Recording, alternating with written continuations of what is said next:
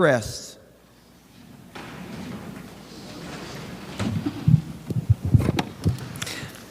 Colleagues, as I was sitting here listening to the speeches, I wished I had run a whole lot later so that my farewell speech could have come a whole lot earlier. And there's still 3 to go. So I was thinking, well, what if everybody left and it was just me? What would I do? I probably would have done, and I'm going to do, what I had planned. And I've made over the last few weeks, and will continue to do so through the summer, approached many of you and will continue to do so individually and personally to tell you what you have meant in my life. What I want to do when I retire is to return to an earlier life. I want to once again be a teacher. And so I, today, am going to read 3 poems. The first one is one you all have heard me read before, and that is a tribute to Carrie Dietzick when we had that tribute here in the Senate floor. And I read the words to the song, "The Road Home," by Michael Dennis Brown, my favorite Minnesota poet, whose funeral was last Friday, and I was here and did not get a chance to go there and be with my family and mourn his passing.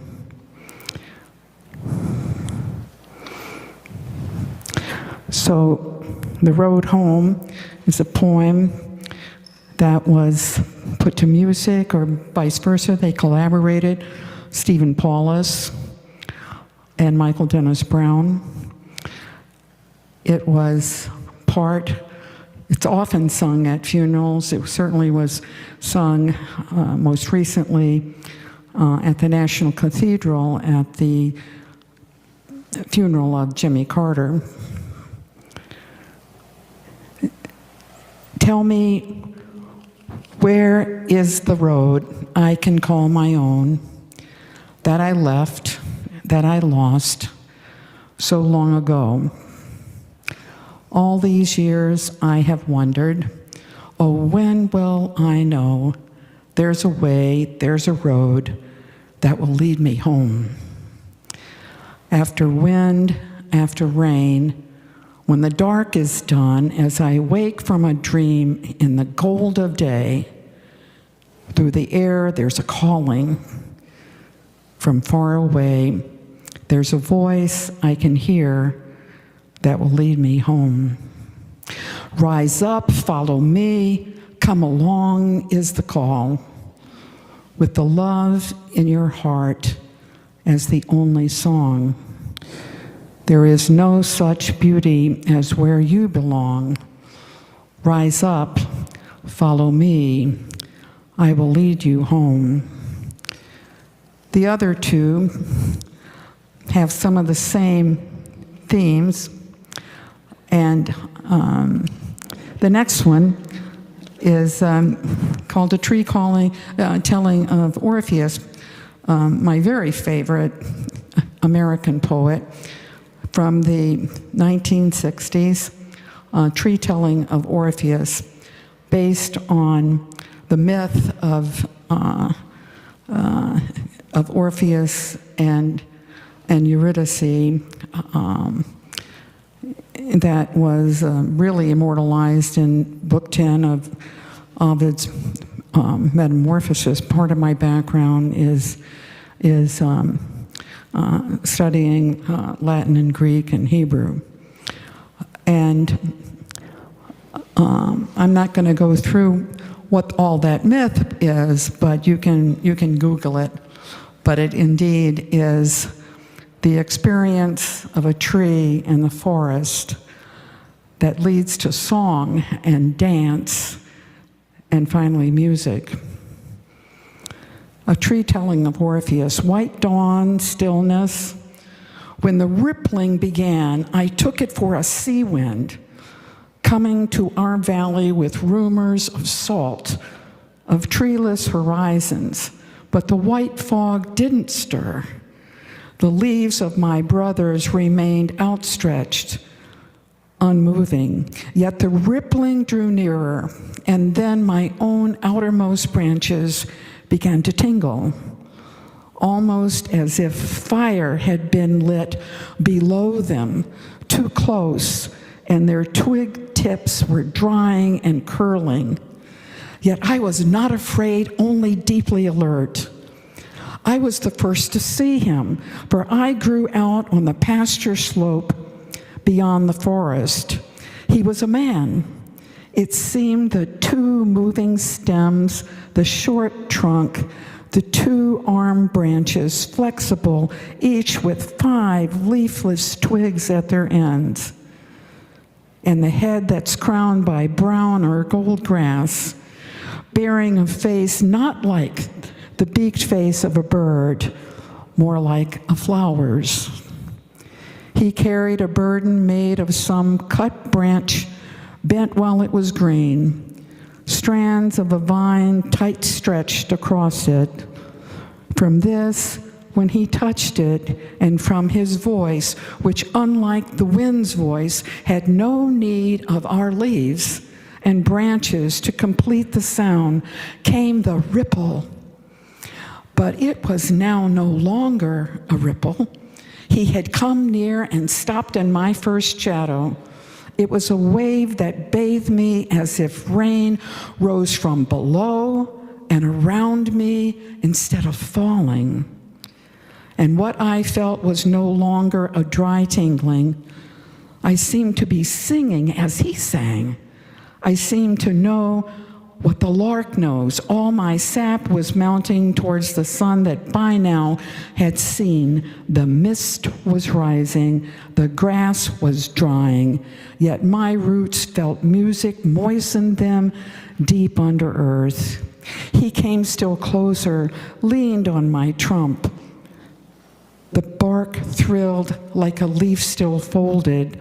Music. There was no twig of me not trembling with joy and fear. Then as he sang, it was no longer sounds only that made the music. He spoke, and as no tree listened, I listened. And language came into my roots out of the earth, into my bark out of the air, into the pores of my greenest shoots gently as dew. And there was no word he sang, but I knew its meaning. He told of journeys of where sun and moon would go. While we stand in dark of an earth journey, he dreamed he would take someday deeper than roots. He told of the dreams of man, wars, passions, griefs, and I, a tree, understood words. It seemed my thick bark would split like a sapling's that grew too fast in the spring when a late frost wounds it. Fire, he sang, that trees fear, and I, a tree, rejoiced in its flames. New buds broke forth from me, though it was full summer. And though his lyre, now I knew its name, was both frost and fire, its cord flamed up to the crown of me. I was seed again, I was fern in the swamp, I was coal. And at the heart of my wood, so close I was to becoming man or God, there was a kind of silence, a kind of sickness, something akin to what men call boredom. Something. The poem descended a scale, a stream over storms, that gives to a candle a coolness in the midst of its burning, he said. It was then when in the blaze of his power that reached me and changed me, I thought I should fall my length, that the singer began to leave me. Slowly moved from the moon shadow to open light, words leaping and dancing over his shoulders. Back to me, rivery sweep of lyre tones becoming slowly again ripple. And I, in terror, but not in doubt of what I must do, in anguish and haste, wrenched from the earth root after root, the soil heaving and cracking, the moss bearing asunder, and behind me the others, my brothers, forgotten since dawn. In the forest, they too had heard, and were pulling their roots in pain out of 1,000 years' layers of dead leaves, rolling the rocks away, breaking themselves out of their depths. You would have thought we would lose the sound of his lyre, of the singing, so drownful the storm sounds were, where there was no storm, no wind, but the rush of our branches moving, our trunks breasting the air. But the music reached us, clumsily stumbling over our own roots, rustling our leaves in anger. We moved, we followed, all day we followed, uphill and down. We learned to dance, for he would stop where the ground was flat, and the words he said taught us to leap and to whine in and out around one another in figures the lyre's measure designed. The singer laughed till he wept to see us. He was so glad. At sunset, we came to this place I stand in, this knoll, with its ancient grove that was a bare grass then. In the last light of that day, the song became farewell. He stilled our longing. He sang our sun-dried roots back into earth, watered them all-night rain of music so quiet we could almost not hear it in the moonless dark. By dawn, he was gone. We have stood here since. In our new life, we have waited. He does not return. It is said he made his earth journey and lost what he sought. It is said they felled him and cut up his limbs for firewood, and it is said his head still sang and was swept out to sea singing.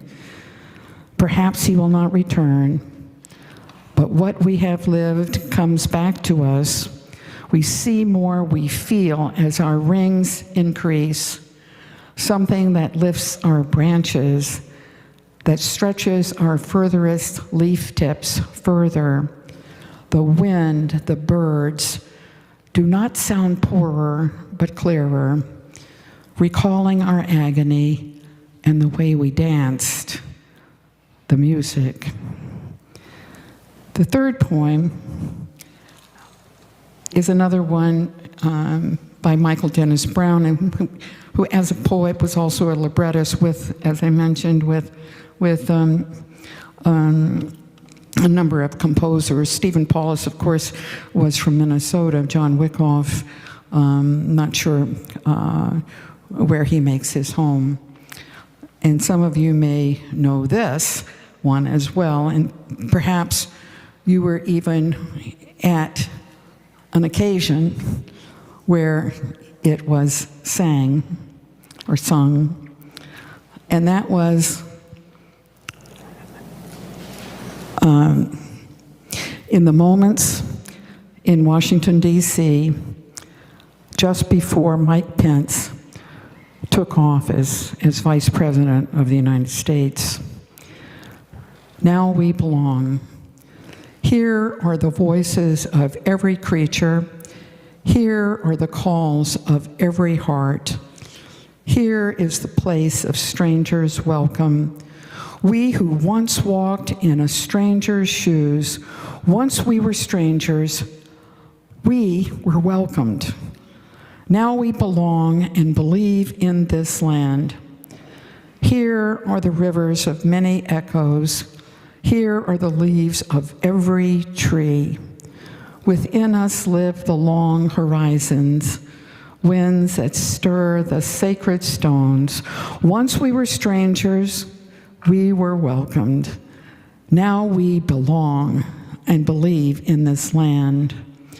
Keep faith, keep watch, take heart, take courage, guard mind, guard spirit, feed love, feed longing. Here are the cities where we have gathered.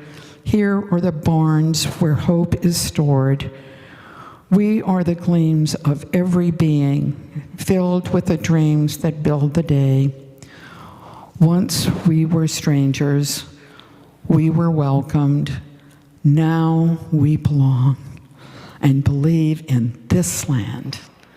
Keep faith, guard mind, take heart, guard spirit, take courage, keep watch, feed longing, feed love. Thank you.